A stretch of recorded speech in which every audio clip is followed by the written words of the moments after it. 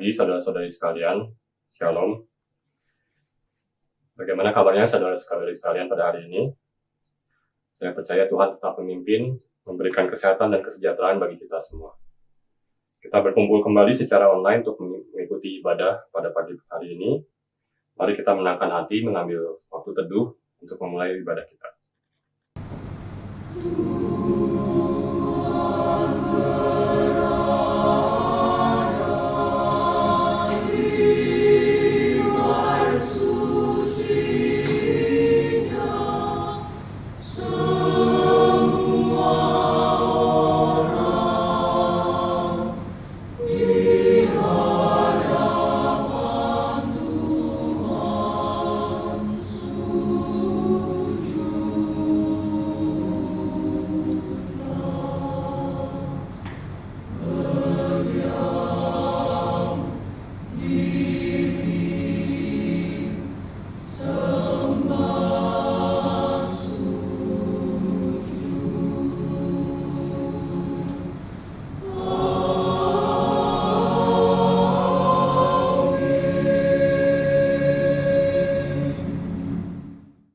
Tuhan, kami bersekutu secara online pada pagi hari ini untuk mengucap syukur, menyembah dan beribadah kepadamu.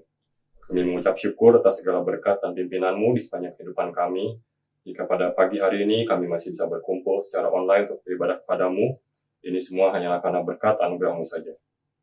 Tuhan pimpin setiap petugas pelayanan ibadah yang bertugas dan jemaat yang mengikuti secara online. Tuhan curahkan Roh Kudus-Mu di setiap hati kami masing-masing, supaya kami siap untuk memuji dan mendengarkan firman-Mu. Tuhan bimbing agar apa yang sudah kami persiapkan dan akan kami sampaikan tidak menjadi kepuasan bagi diri kami sendiri saja, melainkan ibadah kami ini dapat menyenangkan hati-Mu. Pimpin dan berkati ibadah kami dari awal, pertengahan hingga akhir, supaya segala sesuatu yang kami lakukan dalam ibadah ini dapat memuliakan nama-Mu saja. Dalam nama Tuhan kami, Yesus Kristus, kami berdoa dan bersyukur. Amin. Saya mengundang jemaat sekalian untuk bangkit berdiri. Ibadah ini bisa berlangsung karena kita percaya bahwa pertolongan kita adalah dalam nama Tuhan yang menjadikan langit dan bumi, yang kasih setianya tetap sampai selama-lamanya.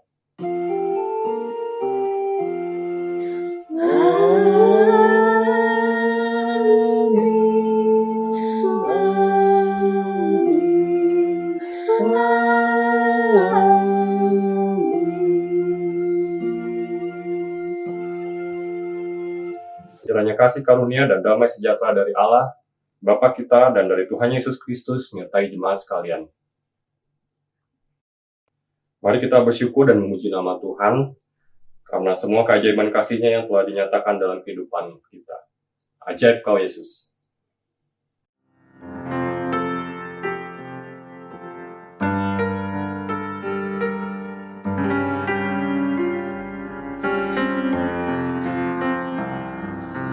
Ajaib Kau Yesus, ajaib kasih-Mu yang Kau nyatakan di sepanjang hidupku.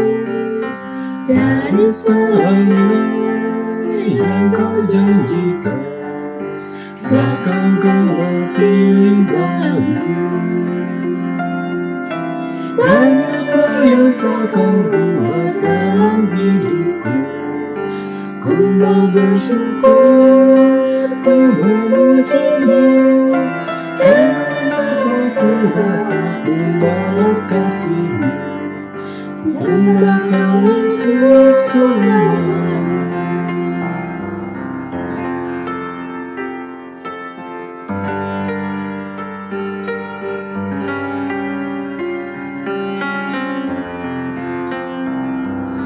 Ajaib Kau Yesus, ajaib kasih-Mu yang Kau nyatakan di sepanjang hidupku. Dari segalanya yang Kau janjikan, bakal genapi bagiku. Banyaklah yang tak Kau buat dalam hidupku. Ku mau bersyukur, ku memuji-Mu, dengan apa ku dapat membalas kasih-Mu. Sembah Kau Yesus semua. sembah Kau Yesus semuanya.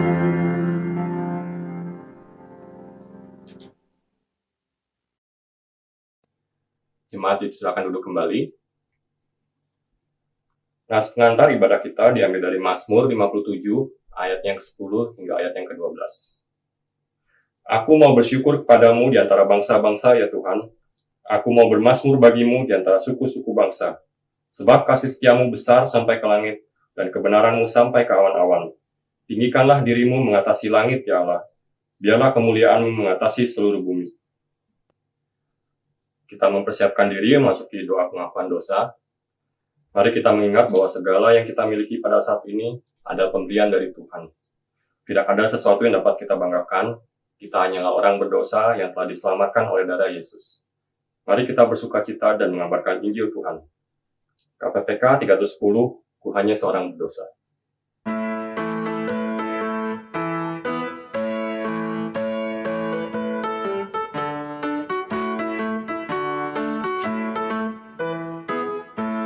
Semua milikku Tuhan yang beri, sejak ku percaya kepada-Nya.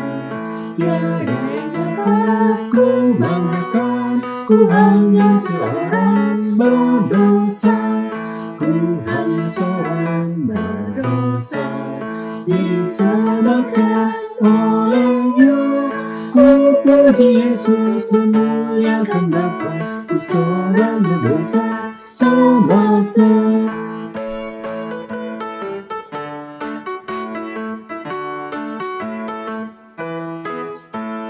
Kini hatiku bersukacita, ingin kabarkan Injil Tuhanku, agar orang tahu bahwasanya ku seorang berdosa. Selamatlah, ku hanya seorang berdosa, diselamatkan oleh-Nya. Ku puji Yesus dan muliakan Bapa, ku seorang berdosa. Selamatlah. Ini tiba saatnya bagi kita untuk merendahkan hati kita, untuk mengakui semua dosa dan kesalahan kita di hadapan Tuhan. Saya memberikan waktu sejenak untuk jemaat mengakui dosanya masing-masing di hadapan Tuhan. Mari kita berdoa.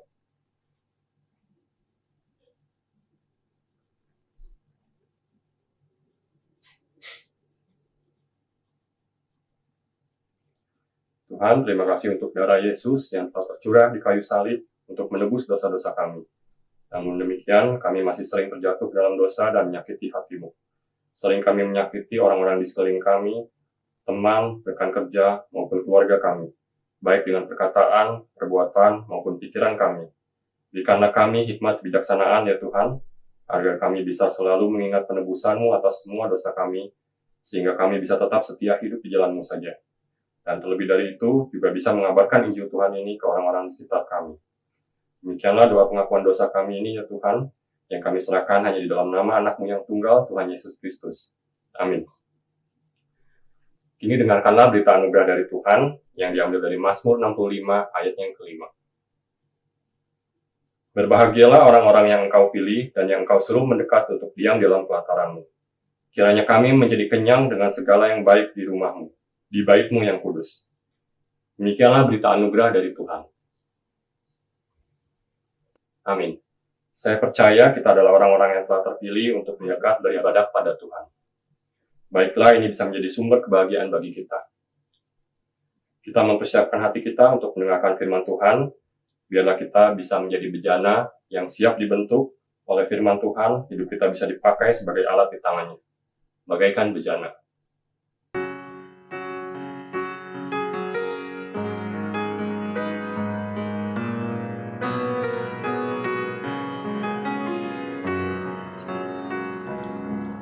Bagaikan bejana siap dibentuk, demikian hidupku di tangan-Mu.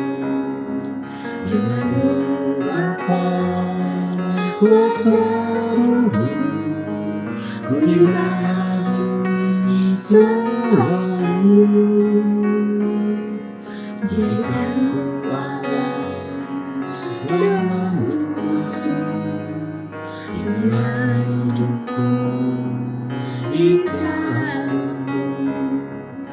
telah setuju terhadapmu, pakailah sesuai rencanamu. Ku mau sepertimu, Yesus, disempurnakan selalu dalam setiap jalanku, memuliakan nama-Mu. Ku mau sepertimu, Yesus,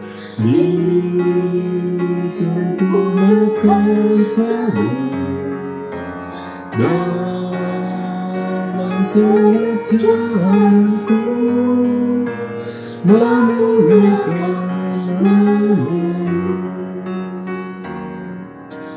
memuliakan nama-Mu.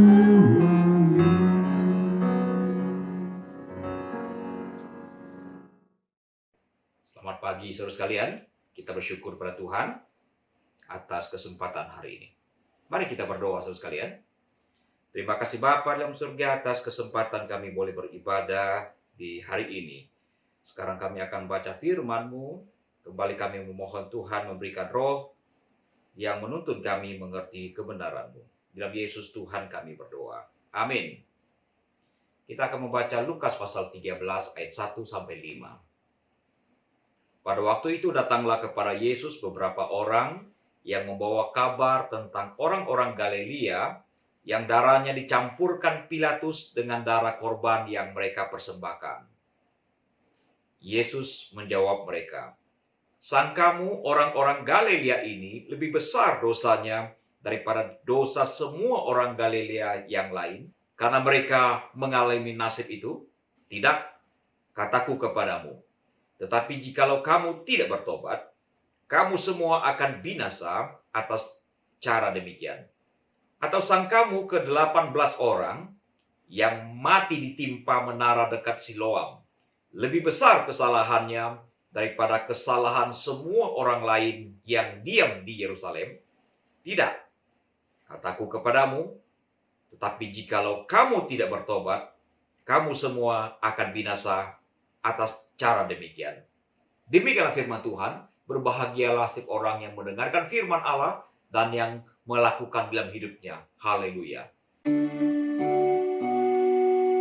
Haleluya, haleluya, haleluya.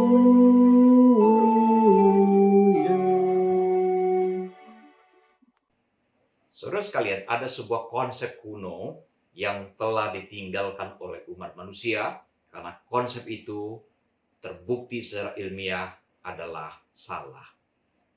Tapi belakangan ini ada sekelompok masyarakat radikal yang membangkitkan kembali konsep itu dan mereka meyakini konsep yang sudah ketinggalan zaman itu.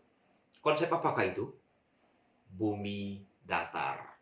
Saudara sekalian, sekitar 700 tahun sebelum Masehi, Nabi Yesaya telah memberitahukan bahwa bumi ini bulat. Dan pada abad ke-6 sebelum Masehi, Pitagoras menyebutkan hal yang sama. Tahun 1616, Galileo Galilei menyatakan bahwa bumi ini bulat. Dan teori ini bertolak belakang dengan kepercayaan gereja waktu itu yang berkeyakinan bahwa bumi ini datar. Galileo tidak bisa membuktikan secara otentik klaimnya itu. Akibatnya, ia dipenjarakan. Baru pada tahun 1968, saudara sekalian, proyek luar angkasa Amerika, Apollo ke-8, berhasil membuat foto bumi dari luar angkasa. Bumi yang tampak berwarna biru itu benar bulat adanya. Jadi dibutuhkan waktu 25 abad untuk membuktikan bahwa bumi ini betul bentuknya bulat adanya. Herannya, bagaimana bisa belakangan ini ada orang yang berusaha untuk membantah hasil penelitian ini. Mereka mengklaim bumi ini datar adanya. Terlepas dari kasus ini, ada kalanya dalam kasus-kasus tertentu, kita pun terjebak di dalam kebenaran yang sebetulnya semu.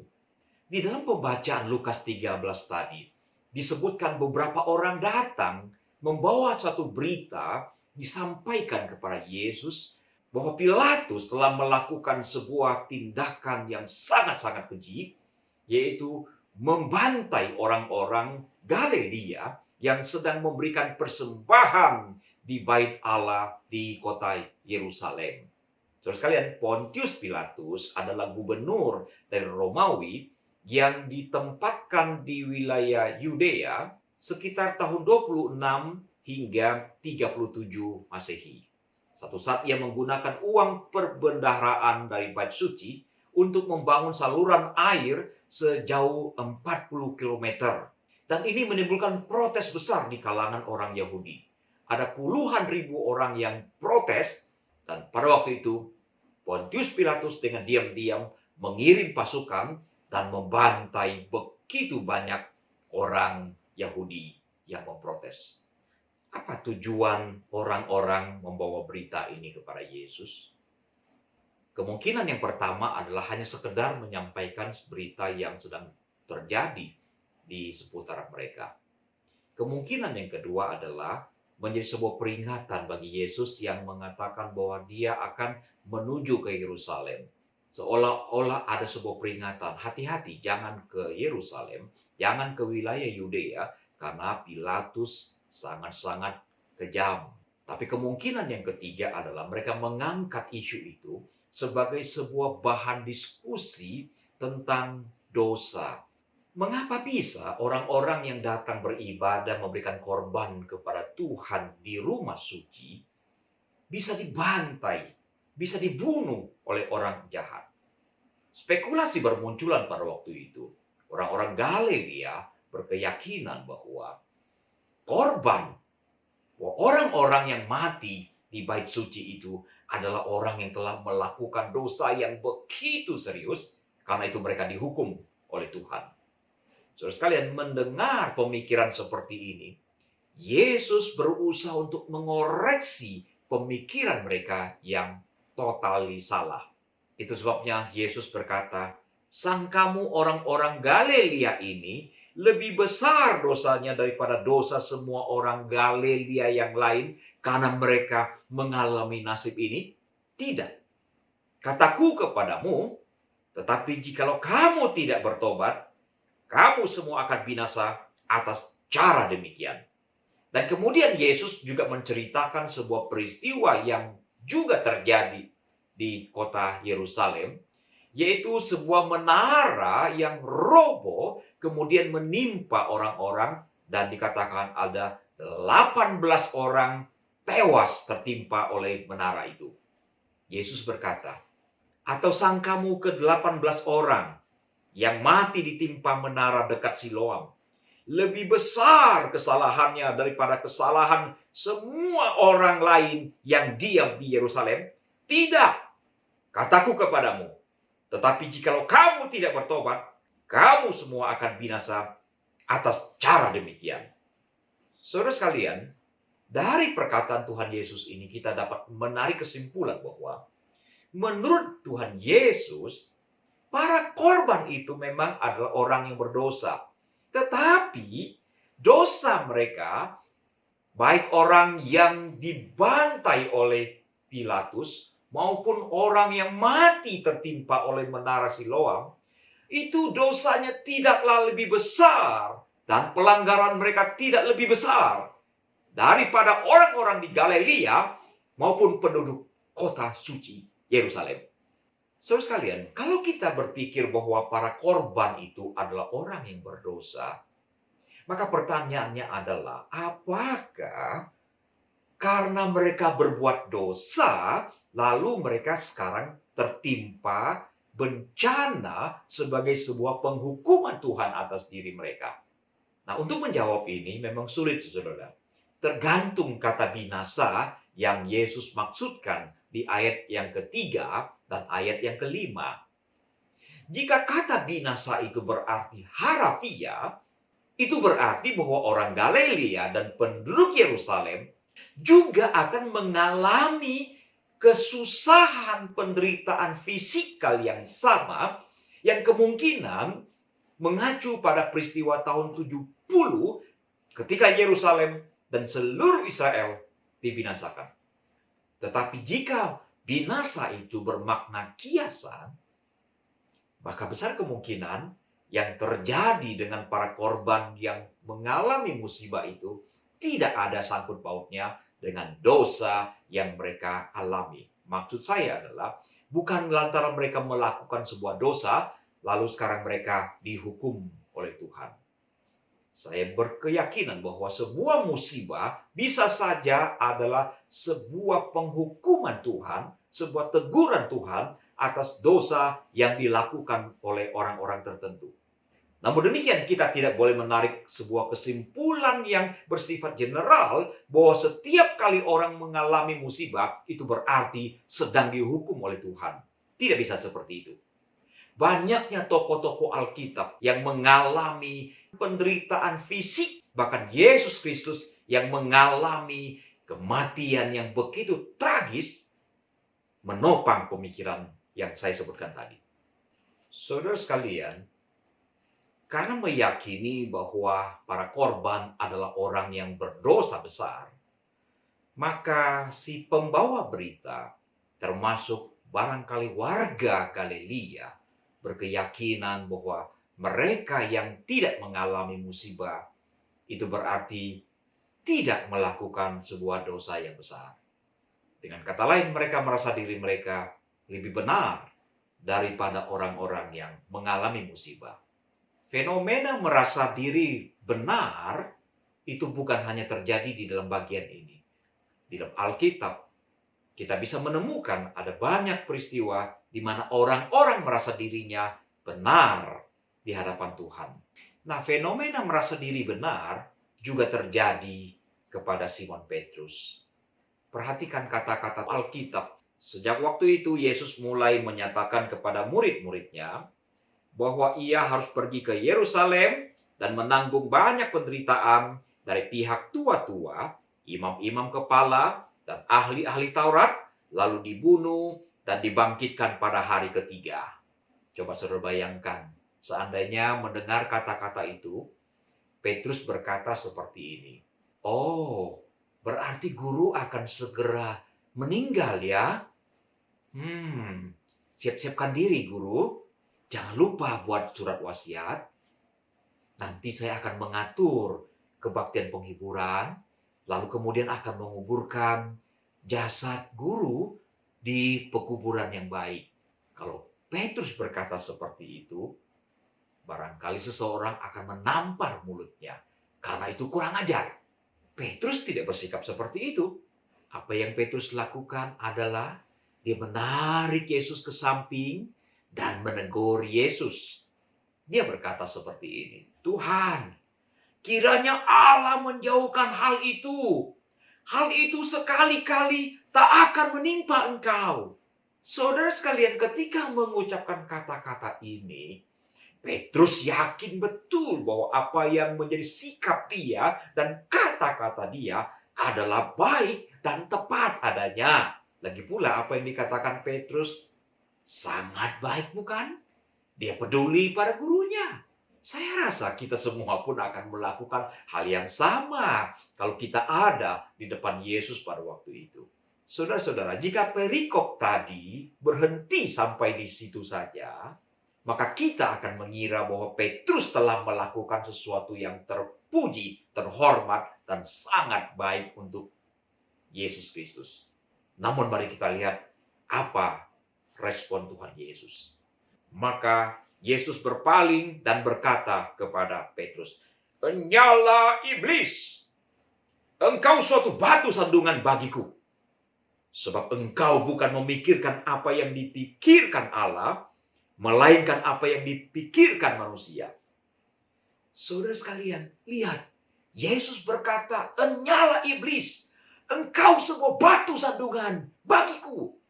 Jadi apa yang dikatakan Petrus yang sepertinya sangat baik, sangat elok itu, Yesus katakan, iblis. Dan itu menjadi sebuah batu sandungan bagi Tuhan Yesus. Saudara sekalian, yang saya mau katakan adalah Petrus ketika mengucapkan kata-kata itu, dia merasa dirinya baik, benar. Tapi justru itu sebuah kesalahan yang sangat-sangat fatal, sampai-sampai Yesus harus menghardiknya dengan kata-kata, "Enyalah iblis." Dan melalui kata-kata itulah, Yesus sedang mengoreksi pikiran Petrus yang salah di depan Yesus Kristus. Kalau demikian, saudara, apa pelajaran rohani yang dapat kita petik dari Lukas 13 ayat 1-5? Ada beberapa pelajaran yang sangat penting untuk kita simak dengan serius, saudara-saudara sekalian. Yang pertama adalah waspadailah adanya kemungkinan kita meyakini sebuah kebenaran yang sifatnya semu. Ini bisa terjadi dengan berbagai kondisi. Sama seperti orang yang membawa berita kepada Kristus dan juga masyarakat Galilea, kita bisa saja meyakini sebuah kebenaran yang sifatnya semu. Si pembawa berita dan juga masyarakat Galilea merasa diri mereka benar karena mereka tidak mengalami musibah seperti orang-orang yang memberikan korban dan yang disembelih oleh Pilatus. Karena itu kita patut waspada. Karena hal yang serupa bisa terjadi pada diri kita, yaitu kita meyakini diri kita benar, dan sebetulnya kebenaran kita bersifat semu, bukan kebenaran yang sejati. Kita bisa saja memegang sebuah kebenaran yang semu dengan berbagai kondisi, saudara. Nomor satu, kita akan meyakini sebuah kebenaran yang semu jika kita mempunyai kepribadian yang disebut dengan superiority complex. Sekalian, istilah superiority complex itu dikemukakan oleh seorang psikolog bernama Alfred Adler. Bagi dia, superiority complex adalah perilaku seseorang yang percaya bahwa dirinya lebih baik, lebih hebat daripada orang lain. Merasa memiliki kemampuan dan prestasi yang melebihi orang lain. Nah, orang yang mempunyai gejala superiority complex itu suka membual, sombong, egois, dan cenderung menjelek-jelekan orang lain. Kita pun bisa meyakini sebuah kebenaran yang semu jika kita mengalami apa yang disebut dengan efek ilusi kebenaran. Efek ilusi kebenaran ini diciptakan oleh seorang ahli propaganda Jerman bernama Joseph Goebbels. Ini adalah fenomena seseorang yang percaya sebuah informasi yang salah sebagai sebuah kebenaran. Setelah mendapatkan informasi yang salah itu berulang dan berulang. Dan fenomena ini banyak ditiru oleh tokoh politik maupun media massa zaman sekarang. Jadi saudara, bisa jadi sebuah kebenaran yang kita yakini selama ini itu ternyata telah mengalami efek ilusi kebenaran. Dan kalau itu yang terjadi pada diri kita, sebetulnya keyakinan yang kita miliki itu adalah keyakinan yang semu. Berikutnya, kita pun bisa memegang teguh sebuah kebenaran yang semu bila kita mengalami sebuah proses yang disebut dengan bias konfirmasi. Bias konfirmasi dikemukakan oleh seorang psikolog Inggris bernama Peter Wesson. Nah, seseorang yang mengalami bias konfirmasi, biasanya dikatakan orang itu cenderung mencari bukti-bukti yang mendukung pendapat atau keyakinannya, serta mengabaikan bukti-bukti yang menyatakan sebaliknya. Wah, ini bahaya sekali dan ini terjadi hampir pada semua orang sebetulnya, saudara. Kalau kita sudah percaya A, maka kita akan mencari pembenaran-pembenaran bahwa A ini benar. Dan kalau ada informasi yang mengatakan sebaliknya, kita akan kesampingkan. Ini yang disebut dengan bias konfirmasi. Bias konfirmasi membuat seseorang sangat menyukai informasi yang menegaskan ataupun menguntungkan, memperkuat keyakinan nilai-nilai yang dianutnya. Dan keyakinan seseorang yang telah mengalami bias konfirmasi itu sulit sekali untuk diluruskan. Saudara-saudara, kita juga bisa terjebak di dalam kebenaran yang semu jika kita mengalami yang disebut dengan asumsi yang keliru. Apa itu asumsi? Asumsi adalah sebuah dugaan yang diterima sebagai dasar dan sebagai landasan berpikir karena dianggap benar. Tetapi asumsi baru berupa dugaan dan belum diketahui kebenarannya. Jadi, asumsi bisa dikatakan sebagai suatu dugaan sementara yang dianggap sebagai kebenaran dan membutuhkan pembuktian agar dugaan tersebut menjadi kebenaran yang mutlak. Saudara, kalau kita meyakini sebuah kebenaran semata-mata berdasarkan sebuah asumsi yang belum kita buktikan kebenarannya, maka sebetulnya kita meyakini kebenaran yang belum terbukti. Bisa jadi itu adalah kebenaran yang bersifat semu adanya. Pelajaran rohani kedua yang dapat kita peroleh dari perikop ini adalah jangan bersikap close-minded. Artinya menutup pikiran kita terhadap keyakinan kita. Ada orang tertentu ketika meyakini sebuah keyakinan, meyakininya sampai sedemikian dalamnya, sampai dia tutup hatinya, tutup pikirannya untuk kemungkinan-kemungkinan yang lain. Jelas bahwa orang-orang yang datang membawa berita itu mempunyai keyakinan yang keliru. Dan kalau mereka adalah orang yang percaya pada Yesus, pasti mereka akan mengoreksi pikiran mereka. Tapi kalau mereka adalah orang yang tidak percaya pada Yesus, yang anti pada Yesus, besar kemungkinan juga mereka tidak mengoreksi pikiran yang salah besar itu. Sama seperti orang-orang itu, di aspek-aspek yang lain, kita pun bisa mempunyai pikiran-pikiran yang salah. Oleh karena itu, saudara, mari kita memulai dengan sebuah pemikiran bahwa bisa saja apa yang kita yakini ternyata salah. Seperti yang terjadi kepada para murid yang mengira Tuhan Yesus yang sedang berjalan di atas air itu adalah hantu. Banyak orang tidak percaya Yesus adalah Tuhan.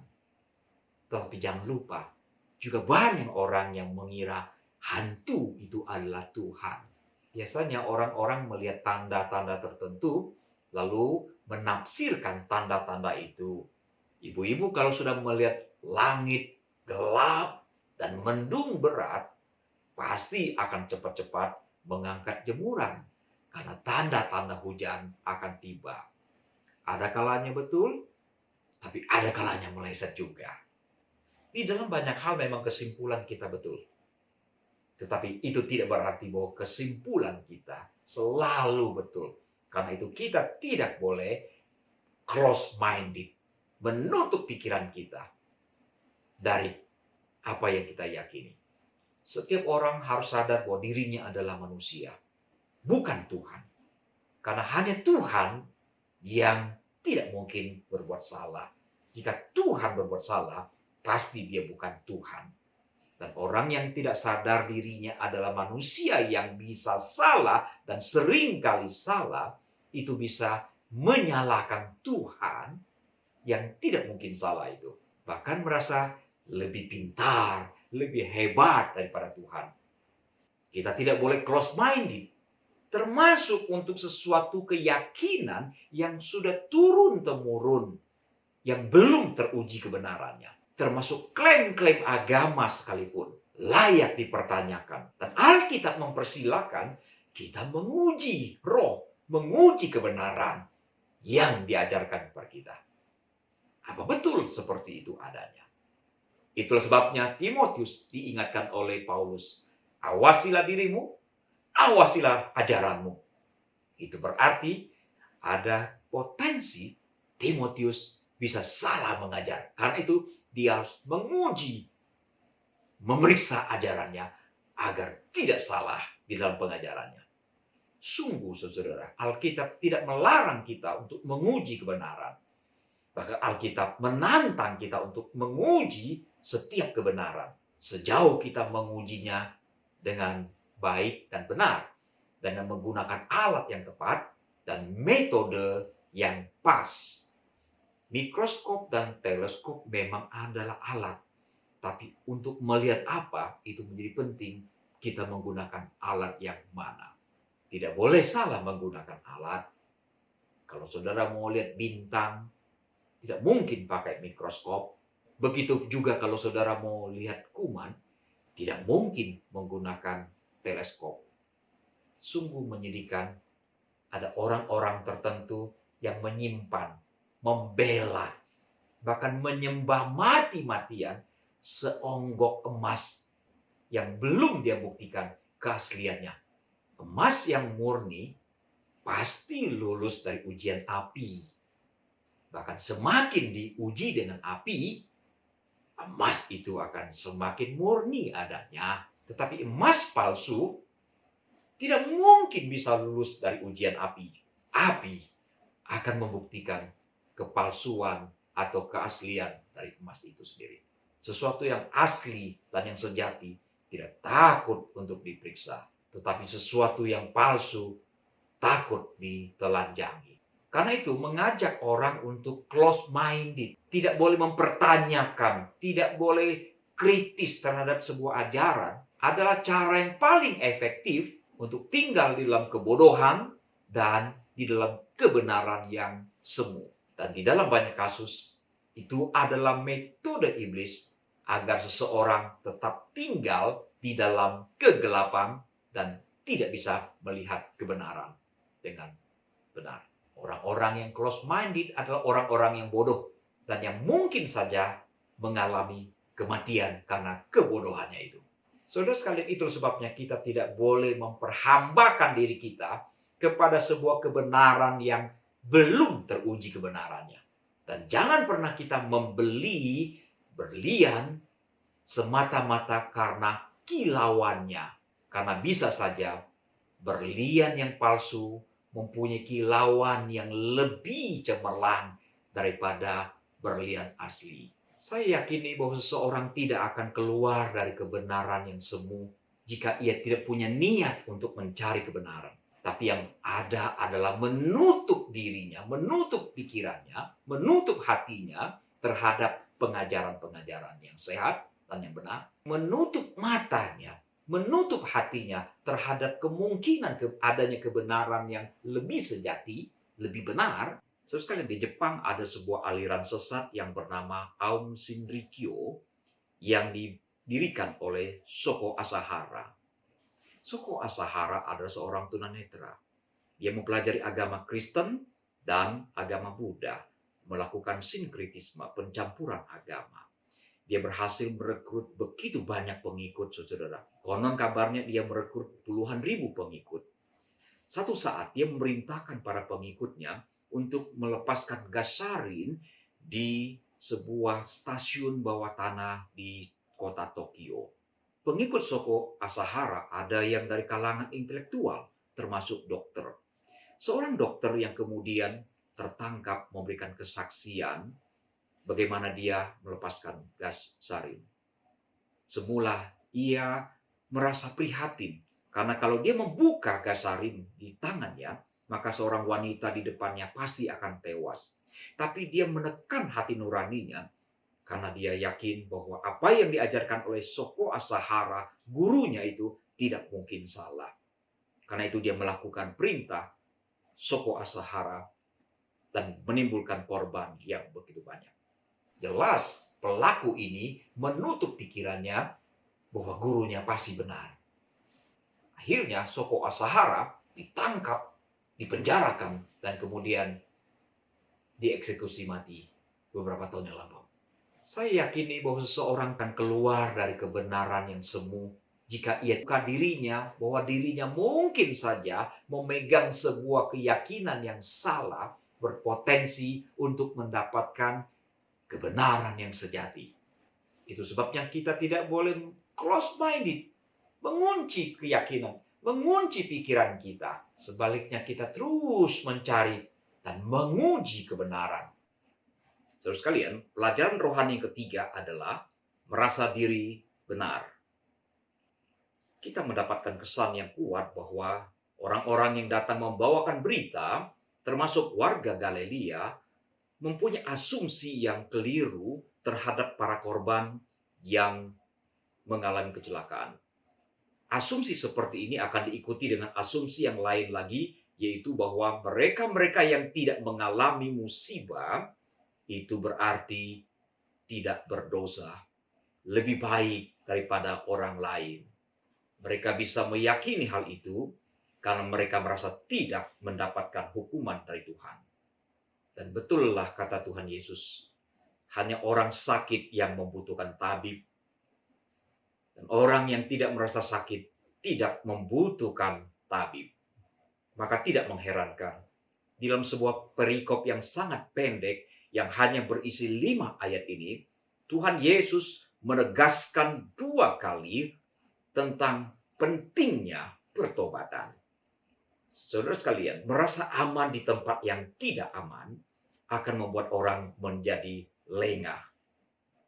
Seseorang yang merasa dirinya benar dan tidak dihukum oleh Tuhan bisa saja berada di dalam posisi yang sangat-sangat berbahaya.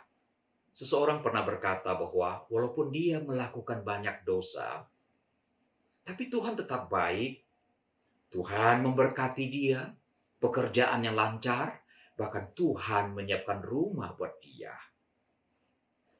Kesimpulannya adalah, ya berbuat dosa, tidak masalah. Toh tetap Tuhan tidak hukum, bahkan Tuhan memberkatinya.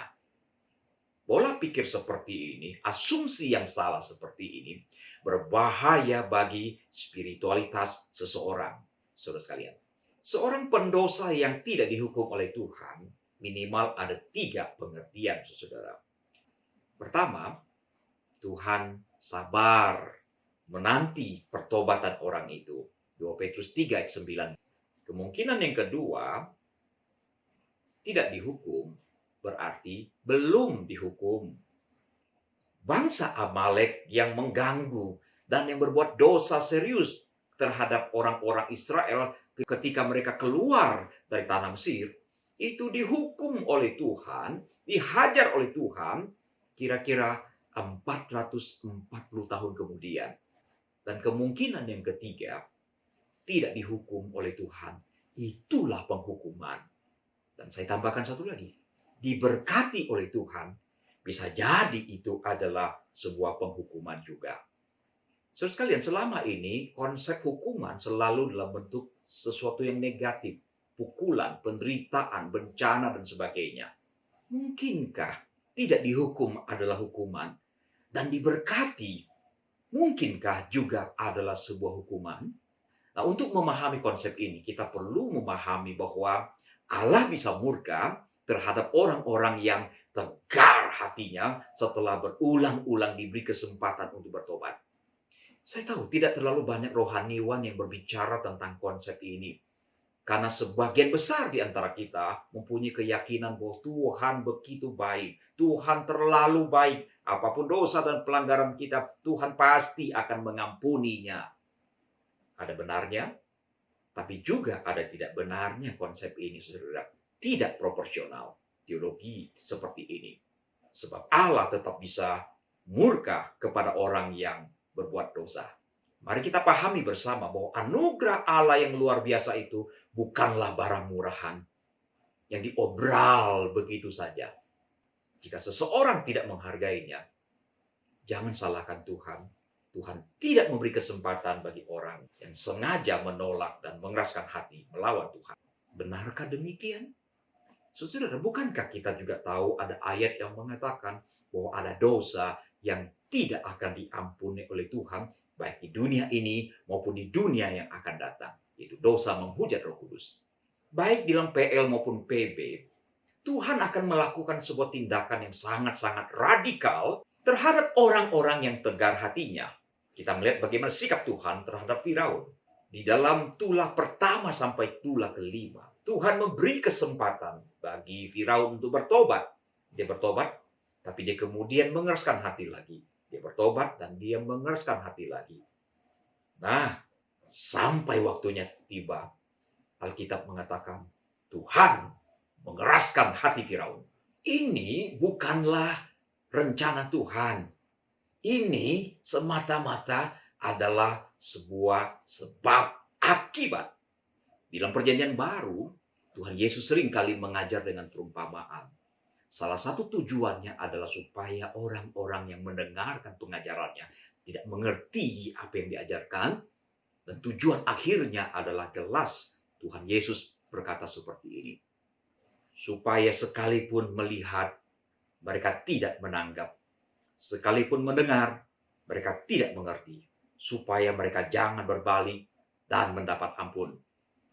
Nah, di dalam surat Roma pun ada pengajaran yang paralel seperti ini, saudara. Rasul Paulus berkata ada orang yang tegar hatinya. Nah, terhadap orang yang tegar hati, apa yang terjadi, saudara?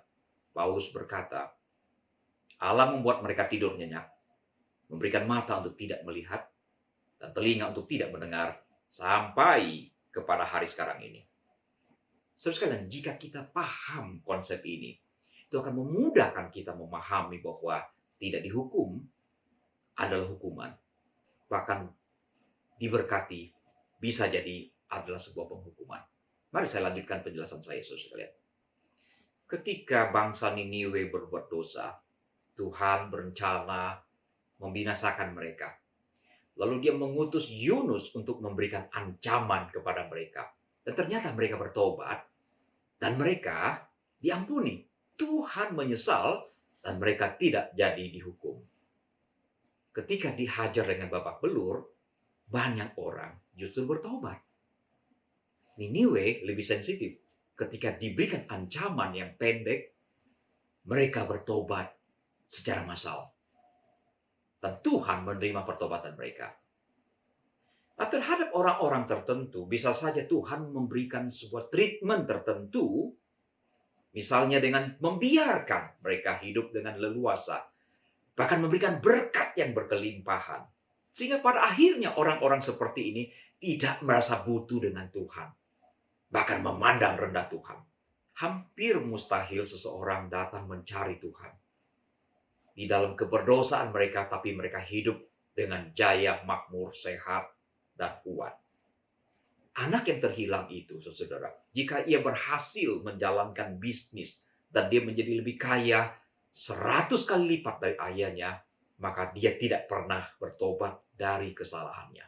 Nah, terhadap orang-orang tertentu yang memang telah tegar hati, yang telah menjadi target penghukuman Tuhan, Tuhan bisa saja memberikan berkat yang luar biasa. Dan Tuhan bisa saja membiarkan mereka hidup dengan sejahtera, tidak ada sakit penyakit, tidak ada penghukuman, bahkan diberkati dengan kemakmuran yang luar biasa. Dan itu bisa dipahami sebagai hukuman Tuhan, murka Tuhan. Nah, sekarang mari kita lihat apa yang terjadi di dalam kitab Mazmur 73. Nah, di dalam Mazmur yang panjang ini, Asaf merasa cemburu kepada orang-orang fasik. Ada dua hal yang membuat dia cemburu. Pertama, orang fasik tidak dihukum oleh Tuhan. Sementara dia yang takut akan Tuhan, didisiplin oleh Tuhan, dihajar oleh Tuhan, setiap hari kena tulah. Dia katakan seperti itu. Apa yang dilakukan oleh orang fasik? Mereka melakukan kekerasan, melakukan kejahatan. Mereka sombong, mereka menghina Tuhan secara terang-terangan. Di dalam Ulangan pasal 28, terdapat sebuah daftar panjang tentang hukuman dan kutuk terhadap orang-orang yang mengabaikan hukum-hukum Tuhan. Nah, sekarang mengapa orang fasik di dalam pandangan Bani Asaf ini justru tidak mendapatkan penghukuman? Dia cemburu. Yang kedua, yang membuat Asaf cemburu adalah di dalam keadaan jahat seperti itu, tapi mereka hidupnya makmur. Dia katakan, Orang fasik hidupnya mujur, tidak merasakan kesakitan, sehat dan gemuk, tidak mengalami kesusahan manusia seperti pada umumnya, tidak kena tulah, dan menambah harta dan senang selamanya. Padahal dalam Ulangan 28 ada daftar yang panjang janji Tuhan yang akan memberikan kemakmuran kepada orang yang saleh. Tapi Asaf merasa ini terbalik. Dia merasa heran.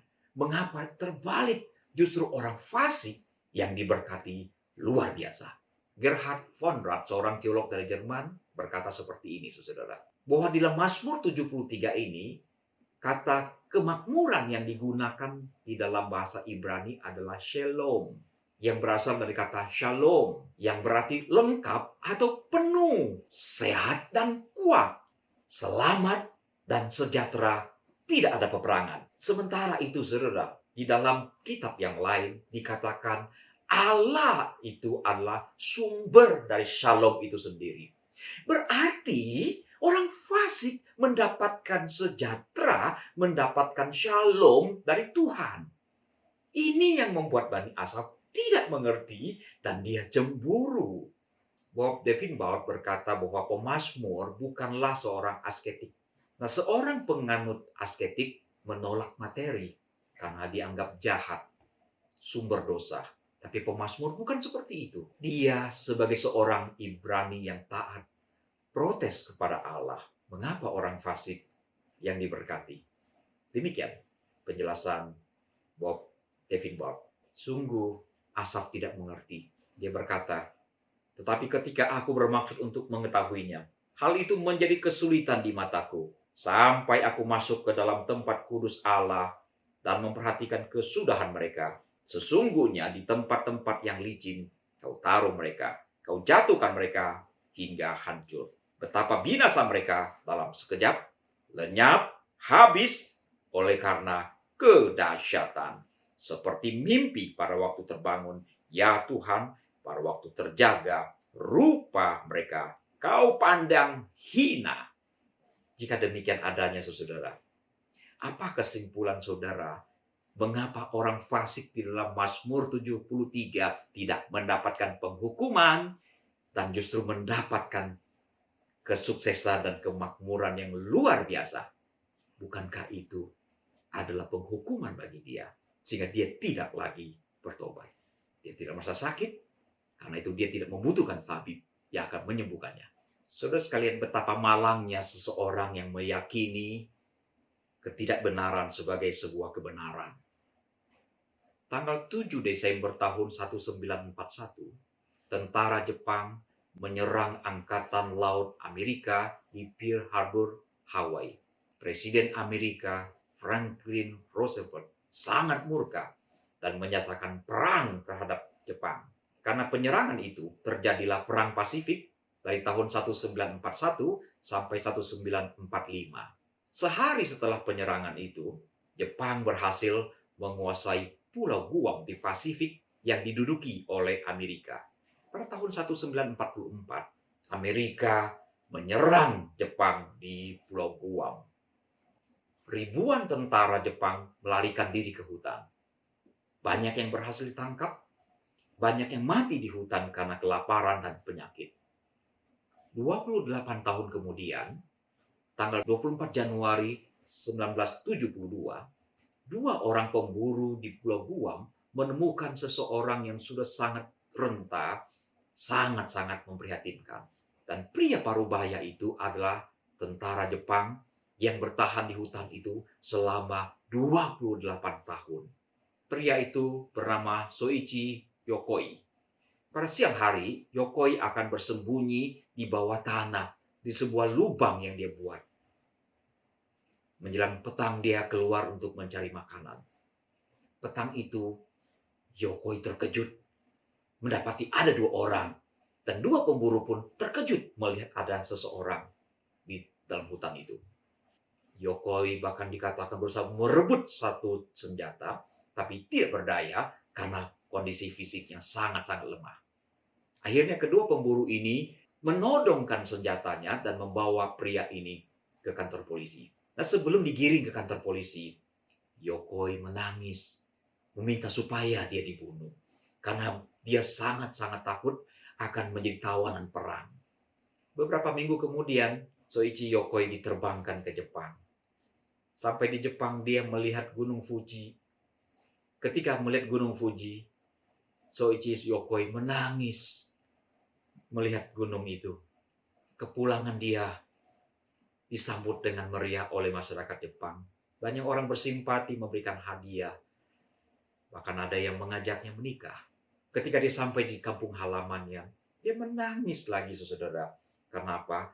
Karena di pekuburan keluarga, dia melihat ada sebuah kuburan. Ada nisan yang menuliskan namanya meninggal di tahun 1944 di Guam. Mengapa dia bertahan begitu lama, saudara? Karena dia yakini perang belum berakhir. Bayangkan selama 28 tahun dia hidup terlunta-lunta di dalam sebuah lubang yang sangat sempit dan hidup dengan menderita, sangat-sangat menderita karena meyakini sebuah kebenaran yang salah. Semoga apa yang terjadi dengan Soichi Yokoi menyadarkan kita bahwa kita tidak boleh meyakini sebuah kebenaran yang salah. Terima kasih Bapa untuk firman yang menegur kami, mengajar kami. Kiranya apa yang diajarkan oleh Tuhan Yesus menjadi peringatan penting bagi kami. Menjadi pembelajaran bagi kami. Menjadi perenungan yang mendalam bagi kami semua ya Bapa. Terima kasih Bapa. Dalam Kristus Tuhan kami naikkan syukur kami. Amin. Tuhan melimpah bagai pasir di pantai, anugerahnya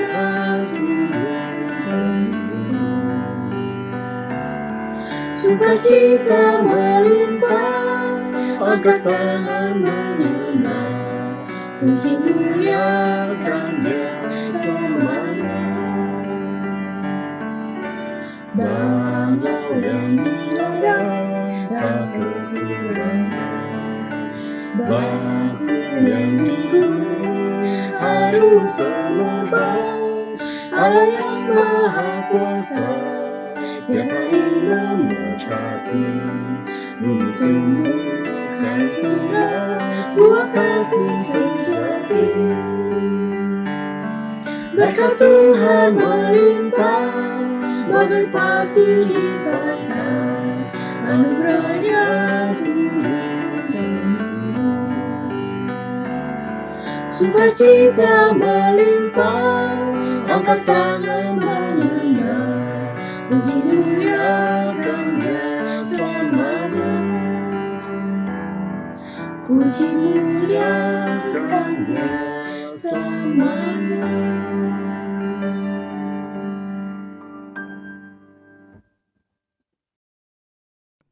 Kita telah tiba di penghujung ibadah kita. Saya undang jemaat sekalian untuk bangkit berdiri. Kita akan menyampaikan doa syafaat dan menerima doa berkat yang akan dipimpin oleh pendeta. Mari kita naikkan doa syafaat kita, saudara. Bapa, kami datang padamu menyerahkan berbagai pergumulan yang ada di depan kami. Bapa, kami berdoa untuk bangsa-bangsa yang sama-sama mengalami kesulitan. Kami berdoa untuk Amerika. Dalam waktu dekat mereka akan melakukan pemilihan umum. Kami berdoa biarlah pemilihan umum di Amerika boleh berjalan dengan baik dan lancar. Kami juga berdoa untuk Indonesia. Di banyak tempat akan menyelenggarakan pilkada. Kami berdoa Bapa kiranya kampanye dan pelaksanaan pemungutan suara itu tidak menjadi penyebaran virus penyakit ya Bapa. Bapa, kami berdoa untuk kondisi Indonesia yang juga telah masuk dalam jurang resesi. Tuhan berkatilah pemerintahan ini boleh berjalan dengan baik. Kami bersyukur atas capaian-capaian yang telah diperoleh oleh bangsa ini. Masih banyak hal yang harus dikerjakan. Tuhan, Kau berikanlah hikmat kepada pemimpin bangsa ini untuk melakukan berbagai terobosan yang baik sehingga bangsa ini mengalami kemajuan yang lebih nyata lagi ya Bapak.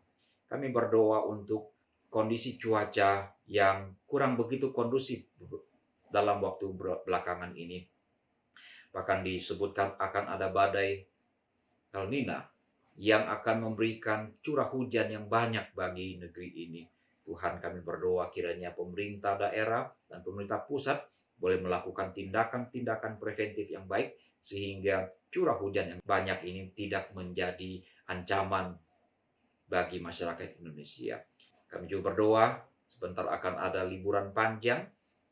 Kami mohon Tuhan Engkau memberkati. Kiranya liburan panjang ini tidak lagi menjadi penyebaran penyakit ke daerah-daerah lain sehubungan dengan mobilitas masyarakat Indonesia. Kami berdoa untuk anak-anak kami yang belajar di rumah, Tuhan memberikan kesabaran. Berdoa juga orang-orang yang mengalami tekanan, berbulan-bulan bekerja di rumah, dan yang merasa takut tertular oleh penyakit, Tuhan berbelas kasihanlah. Berkati gereja kami, berkati hamba-Mu, berkatilah majelis gereja dan semua aktivis gereja. Semua anggota jemaat kami serahkan, dipeliharakan oleh Tuhan Yesus Kristus. Mari kita naikkan doa Bapa kami. Bapa kami yang di sorga, dikuduskanlah nama-Mu, datanglah kerajaan-Mu, jadilah kehendak-Mu di bumi seperti di surga.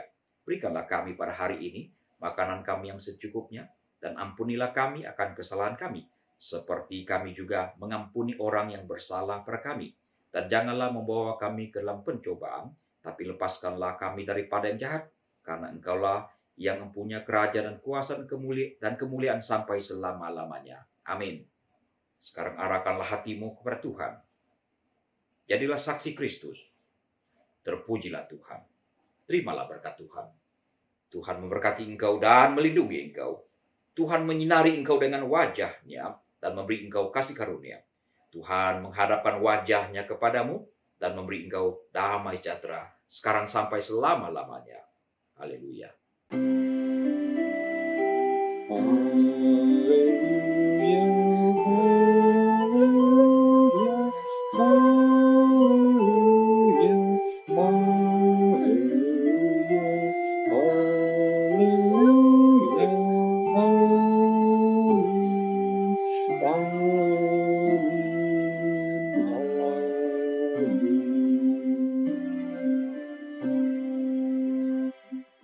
Silakan duduk kembali. Saat teduh, ibadah selesai. Tuhan Yesus memberkati saudara sekalian.